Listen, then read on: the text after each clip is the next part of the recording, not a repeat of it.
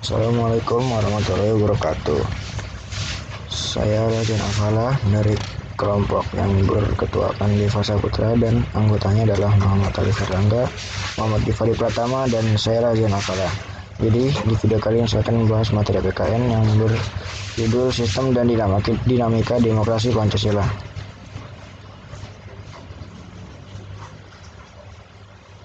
Pertama, hakikat demokrasi. Hakikat demokrasi adalah sistem bermasyarakat dan bernegara serta pemerintahan yang memberikan penekanan pada keberadaan kekuasaan di tangan rakyat, baik dalam penyelenggaraan negara maupun pemerintahan. Untuk lebih jelasnya, kita akan bahas 3 submateri ini. Pertama, makna demokrasi. Kata demokrasi berasal dari 2 kata dalam bahasa Yunani, yaitu demos berarti rakyat dan kratos atau kretin yang berarti pemerintahan, sehingga dapat diartikan sebagai pemerintahan rakyat. Kata ini kemudian diserap menjadi salah satu kosakata dalam bahasa Inggris, yaitu demokrasi. Dalam pandangan Abraham Lincoln, demokrasi adalah suatu sistem pemerintahan dari rakyat, oleh rakyat, dan untuk rakyat.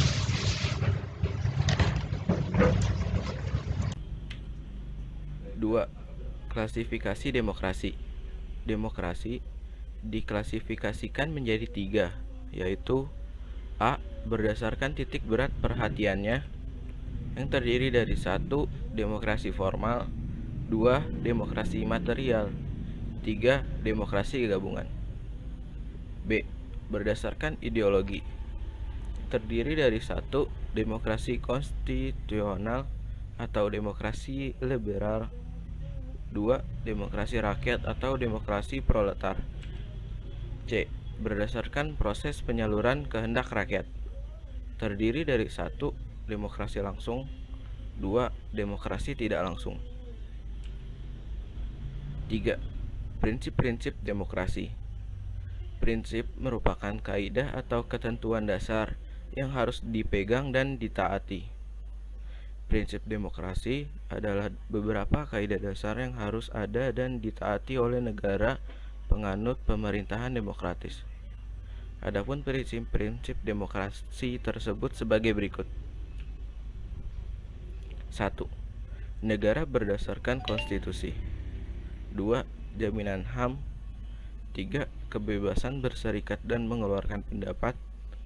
4. Pergantian kekuasaan secara berkala. 5. Adanya peradilan bebas dan tidak memihak. 6. Penegakan hukum dan persamaan kedudukan setiap warga negara di depan hukum. 7. Jaminan bebas pers. B. Dinamika penerapan demokrasi Pancasila. 1. Prinsip-prinsip demokrasi di Indonesia. Bagi bangsa Indonesia, pilihan yang tepat dalam menerapkan paham demokrasi adalah dengan demokrasi Pancasila. Paham demokrasi Pancasila sangat sesuai dengan kepribadian bangsa yang digali dari tata nilai sosial budaya sendiri. Bagaimana dengan prinsip demokrasi Pancasila?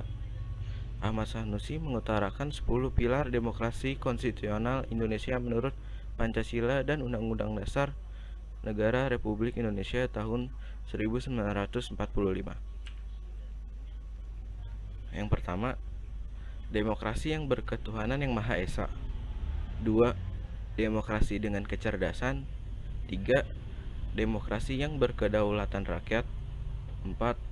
Demokrasi dengan rule of law. 5. Demokrasi dengan pemisahan kekuasaan negara. 6. Demokrasi dengan hak asasi manusia. 7. Demokrasi dengan pengadilan yang merdeka. 8. Demokrasi dengan otonomi daerah. 9. Demokrasi dengan kemakmuran. 10. Demokrasi yang berkeadilan sosial. Demokrasi Pancasila mengandung beberapa nilai moral yang bersumber dari Pancasila, yaitu A. Persamaan bagi seluruh rakyat Indonesia. B. Keseimbangan antara hak dan kewajiban. C. Pelaksanaan kebebasan yang dipertanggungjawabkan secara moral kepada Tuhan yang Maha Esa, diri sendiri, dan orang lain. D. Mewujudkan rasa keadilan sosial. E.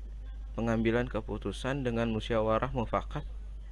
F. Mengutamakan persatuan nasional dan kekeluargaan. Dan G. Menjunjung tinggi tujuan dan cita-cita nasional. 2. Periodisasi perkembangan demokrasi Pancasila. Dalam perjalanan sejarah ketatanegaraan kita, semua konstitusi yang pernah berlaku menganut prinsip demokrasi. Hal ini dapat dilihat misalnya A. Dalam pasal 1 ayat 2 UUD 1945 sebelum diamandemen berbunyi, kedaulatan adalah di tangan rakyat dan dilakukan oleh Majelis Permusyawaratan Rakyat. B. Dalam pasal 1 ayat 2 Undang-Undang Negara Republik Indonesia tahun 1945 setelah diamandemen berbunyi, kedaulatan berada di tangan rakyat dan dilaksanakan menurut Undang-Undang Dasar. C. Dalam Konstitusi Republik Indonesia Serikat pasal 1 yang pertama, ayat 1 berbunyi, Republik Indonesia Serikat yang merdeka dan berdaulat ialah suatu negara hukum yang demokrasi dan berbentuk federasi. Yang kedua, ayat 2 berbunyi, kekuasaan kedaulatan Republik Indonesia Serikat dilakukan oleh pemerintah bersama-sama Dewan Perwakilan Rakyat dan Senat. D. Dalam Undang-Undang Dasar Serikat 1950 pasal 1 pertama, ayat 1 berbunyi, Republik Indonesia yang merdeka dan berdaulat ialah suatu negara hukum yang demokratis dan berbentuk kesatuan. Kedua, ayat 2 berbunyi, kedaulatan Republik Indonesia adalah di tangan rakyat dan dilakukan oleh pemerintah bersama-sama dengan Dewan Perwakilan Rakyat. Untuk melihat apakah suatu sistem pemerintahan adalah sistem yang demokratis atau tidak, dapat dilihat dari indikator-indikator yang dirumuskan oleh Afan Ghaffar berikut. Pertama ada akuntabilitas, kedua ada rotasi kekuasaan, ketiga ada rekrutmen politik yang terbuka, keempat ada pemilihan umum, kelima ada pemenuhan hak-hak dasar. Lanjutannya, dalam berdasarkan pada indikator-indikator yang disebutkan di atas, berikut ini dipaparkan perkembangan demokrasi pada masa-masa setelah kemerdekaan Republik Indonesia. A. Pelaksanaan demokrasi di Indonesia pada periode 1945 sampai 1949. B. Pelaksanaan demokrasi di Indonesia pada periode 1949 sampai 1959. C. Pelaksanaan demokrasi di Indonesia pada periode 1959 sampai 1965. D. Pelaksanaan demokrasi di Indonesia pada periode 1965 sampai 1998. A. Pelaksanaan demokrasi di Indonesia pada periode 1945 sampai 1999. Pertama ada akuntabilitas. Maklumat pemerintah tanggal 1 November 1945, 3 November 1945, 14 November 1945. Rotasi kekuasaan. Pada masa ini mengindikasikan keinginan kuat dari para pemimpin negara untuk membentuk pemerintahan demokratis. Rekrutmen politik. Dengan maklumat Wapres memungkinkan terbentuknya sejumlah partai politik yang menjadi peletak dasar bagi sistem kepartaian. Pemilihan umum. Pemilu belum dapat dilaksanakan. Pemenuhan hak-hak dasar, yaitu pemberian hak-hak politik secara menyeluruh. B. Pelaksanaan demokrasi di Indonesia pada periode 1949 sampai 1959. Akuntabilitas. Indikatornya menurut ahli hukum tata negara ini ada 5 aspek. Rotasi kekuasaan.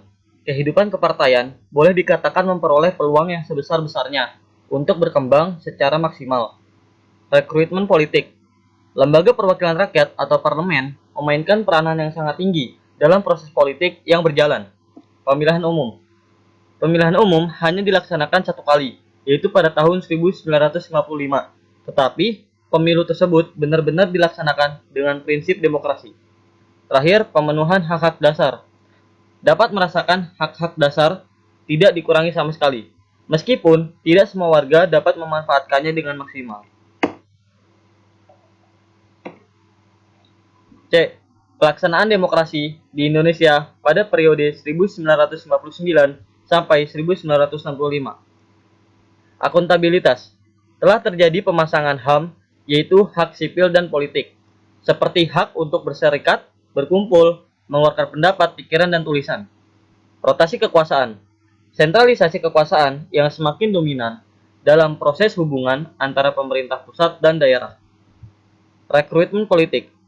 Rekrutmen dilakukan dengan tertutup. Pemilihan umum. Menguburnya sistem kepartaian. Terakhir, pemenuhan hak-hak dasar. Hak dasar manusia menjadi lemah.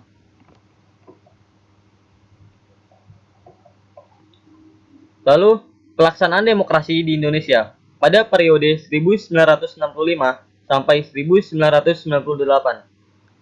Akuntabilitas. Sikap akomodatif terdapat tuntutan yang berkaitan dengan penegakan HAM. Rotasi kekuasaan. Rotasi kekuasaan legislatif hampir tidak pernah dilakukan. Rekrutmen politik.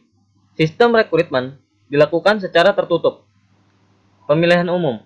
Pemilu yang terjadi kecurangan. Pemenuhan hak-hak dasar. Hak dasar manusia masih lemah. Lalu pelaksanaan demokrasi di Indonesia pada periode 1998 sampai sekarang.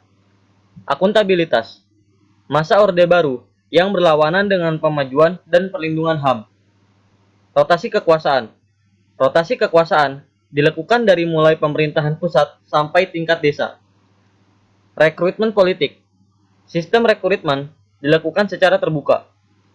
Pemilihan umum. Pemilu yang dilaksanakan jauh lebih demokratis. Pemenuhan hak-hak dasar. Hak dasar rakyat sudah terjamin. Ya, itu saja sekian dari kelompok saya. Kurang lebihnya mohon maaf. Wassalamualaikum warahmatullahi wabarakatuh.